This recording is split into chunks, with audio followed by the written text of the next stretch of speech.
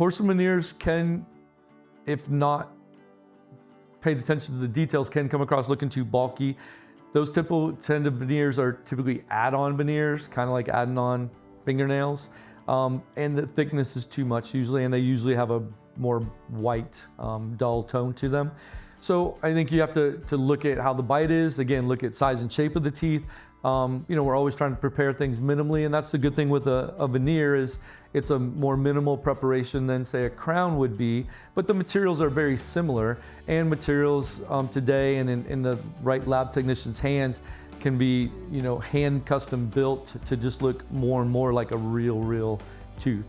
Just about anybody could be a candidate for veneers, so long as they have a healthy gum foundation. We may need to adjust bite or address their bite concerns, but anybody could be a candidate for veneers. The evaluation process is going to be similar regardless of age. And disease doesn't know any age, and really dentistry doesn't either anymore with all the technology we have. Yeah, veneers can absolutely be an option for even the older population, again, depending on what's there already. If there's already crowns there, you can only re-crown. If there's older fillings or a lot of defects in the tooth besides the wear and tear, then a crown might be a better option, but a crown can be made to look just like a veneer. It's really just an individualized case by case, tooth by tooth, because we can do combinations of veneers and crowns, and a lot of times that's what the older population may need just because they've had more work done prior.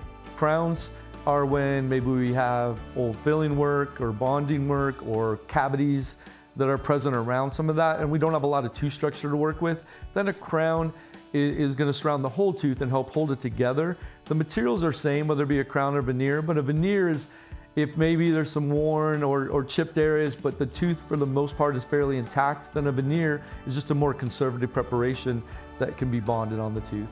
Everything is already scientifically measured out proportionally. There's little jigs that we use based on their arch, the size of their arch, size of their teeth, their bite, or the length of the teeth are determined by how their bite is. So all those things are prepared ahead of time or studied ahead of time with me and shared with the patient.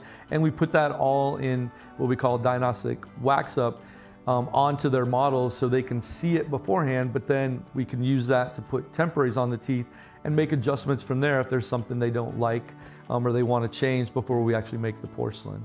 The confidence and self-esteem go up 100% after even sometimes the temporaries go in, but certainly the final porcelain restorations, that changes their whole musculature of their face from kind of negative to positive.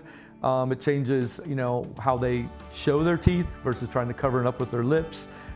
Just their whole outlook changes. And I think the smile is the gateway not only to the health of your body, but I think it's the gateway to your personality in a lot of ways.